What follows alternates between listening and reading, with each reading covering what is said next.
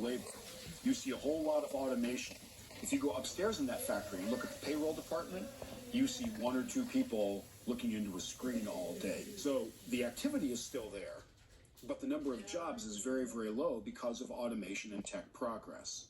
Now, dealing with that challenge and figuring out what the next generation of the American middle class should be doing is a really important challenge, because I'm pretty confident that we are never again going to have this large, stable, prosperous middle class doing routine work.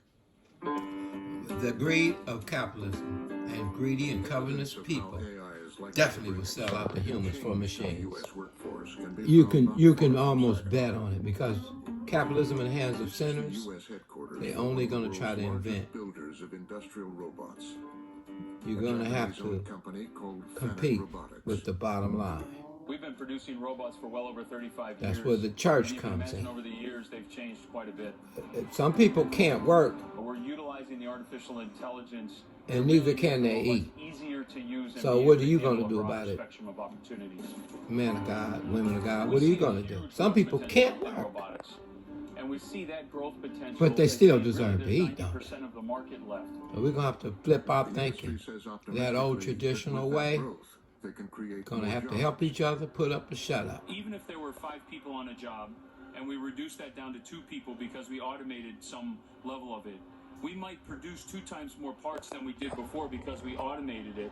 So now there might be the need for 2 more fork truck drivers or 2 more quality inspection personnel. So although we reduce some of the people, we grow in other areas as we produce more things. When I increase productivity through automation, I lose jobs. Jobs go away. And I don't care what the robot manufacturers say. You aren't replacing those 10 production people that robot is now doing that job with 10 people. You can increase productivity to a level to stay competitive with the global market. That's what they're trying to do. There's the poverty, y'all. In the popular telling, blame for widespread job loss has been aimed overseas at what's called offshoring. We want to keep our factories here. We want to keep our manufacturing here. We don't want to move. Imagine China, poor black to Mexico, neighborhoods. to Japan, I'm talking African American churches. to Vietnam.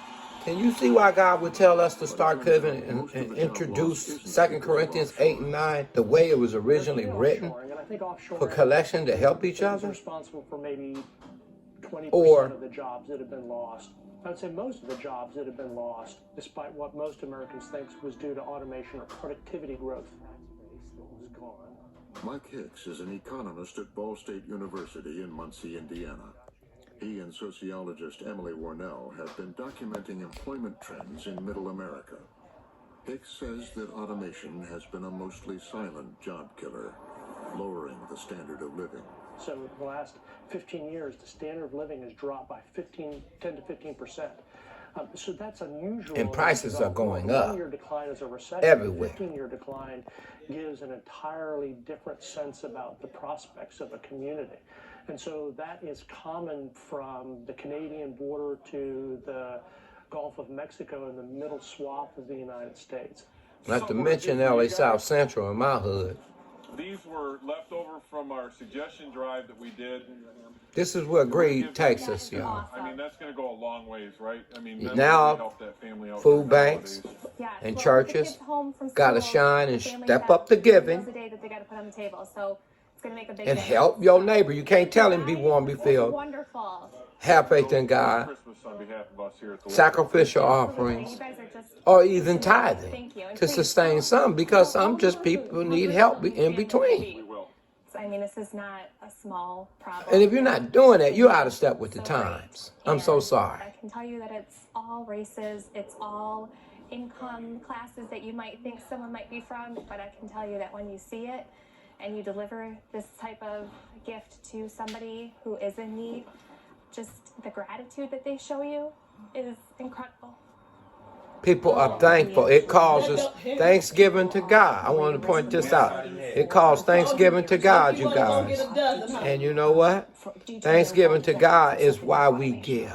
Notice the lady start crying. Higher risk for cardiovascular disease. They're at higher risk for depression and suicide. But then with the intergenerational impacts, we also see their children are more likely, children of parents who have lost their job due to automation are more likely to repeat a grade, they're more likely to drop out of school, they're more likely to be suspended There from go your school, hoods. and they have lower educational attainment over their entire lifetime. So what do you think God is saying? It's the future of this, not the past, that scares me, because I think we're in the early Greed decades of what will take over this need country, adjustment. and that's where the church will have an opportunity to shine, even as we speak, in her giving and sharing, like that church fed them people or that organization. Robots guided by AI pack everything from soap powder to cantaloupes for online consumers. Machines that pick groceries, machines that can also read reports, learn routines and comprehend, are reaching deep into factories, stores, and offices. At a college in Goshen, Indiana, a group of local business and political leaders come together to try to understand the impact of AI and the new machines. Molly Kinder studies the future of work at a Washington think tank. How many people have gone into a fast food restaurant and done a self-ordering? Anyone? Yes? Panera, for instance, is doing this. Cashier was my first job, and in where I live in Washington, D.C., it's actually the #1 occupation for the greater D.C. region. There are millions of people who work in cashier positions. This is not a futuristic challenge. This is something that's happening sooner than we think. In the popular discussions about robots and automation and work, almost every image is of a man on a factory floor or a truck driver. And yet, in our data, when we looked, women disproportionately hold the jobs that today are at highest risk of automation. And that's not really being talked about. And that's in part because women are overrepresented in some of these marginalized occupations, like a cashier or a fast food worker, and also in large numbers in clerical jobs, in offices, HR departments, payroll, finance. A lot of that is more routine, processing information, processing paper, transferring data. That has huge potential for automation. AI is going to do some of that. Software robots are going to do some of that. So how many people are still working as switchboard operators? Probably none in this country. The workplace of the future will demand different skills, and gaining them, says Molly Kinder, will depend on who can afford them. I mean, it's not a good situation in the United States. There's been some excellent research that says that half of Americans couldn't afford a $400 unexpected expense. And if you want to get to $1,000, there's even less. So imagine you're going to go out without a month's pay, 2 months' pay, a year. Imagine you want to put savings toward a course to read it. Welcome to the hood. Career. People can't afford to take time off of work. They don't have a cushion. So this lack of economic stability, married with the disruptions in people's careers, is a really toxic mix. The new machines will penetrate every sector of the economy, from insurance companies to human resource departments, from law firms to the trading floors of Wall Street. Wall Street's going through it, but every industry is going through it. Every company is looking at all of the disruptive technologies. Could be robotics or drones or blockchain. And whatever it is, every company is using everything that's developed, everything that's disruptive, and thinking about how do I apply that to my business to make myself more efficient. And what efficiency means is mostly how do I do this with fewer workers. And make more money. Greed is the thing that's driving this country now.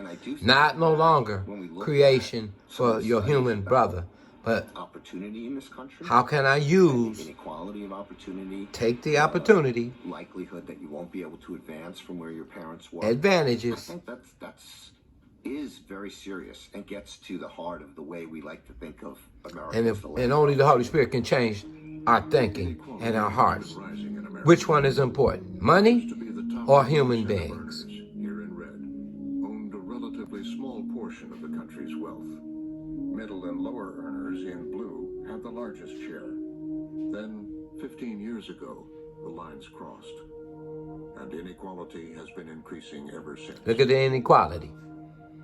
That principle violates the kingdom of God. That's why Acts 4:32. without or being thoughtful about it. 232, whichever you want to call Driver it. for increased inequality. Sharing and equality. Because it's a form of automation, and automation is the substitution of capital for labor. And when you do that, the people with the capital win. So Karl Marx was right. It's a struggle between capital and labor. And with artificial intelligence, we're putting our finger on the scale on the side of capital, and how we wish to distribute the benefits, the economic benefits that will create, is going to be a major moral consideration for society over the next several decades. God, money versus men. This is really an outgrowth of the increasing gaps of haves and have-nots. The wealthy getting wealthier, the poor getting poorer. It may not be specifically related to AI, but but AI will exacerbate that. As greed. And that, I think, will tear the society apart, because the rich will have just too much, and those who are have-nots will have perhaps very little way of digging themselves. It'll look like some of the churches where the pastors are millionaires, multi-millionaires. I'm not against being a millionaire. And some of the people on bus stops with kids trying to catch buses to get to church. Like they caught at Creflo Dollar's ministry, that young lady on the bus stop with the 3 kids. No strike against Creflo Dollar, but I'm just saying. So I'm not going to get into the... Anyway, Jeremiah, Project Restoration, Jeremiah 23 in Hood, y'all. Get busy and roll up your sleeves. Whatever reason, whatever the hot button was that, that really hit home with these Americans that voted for him, it was a protest vote. They didn't like the direction things were going. They want their factories back, I think, in Ohio. I'm going to be quite honest with you. I worry about the future of not just this country, but the entire globe. If we continue to go in an automated system, what are we going to do? There won't be no currency, and you'll have to take the mark to buy or sell. I don't have anybody Look at this homelessness. that can support a family. So do we have to go to the point where we crash to come back? And in this case, the automation's already going to be there, so I don't know how you come back. The rich will never be full. Greed never ends. Project Restoration, Jeremiah 23.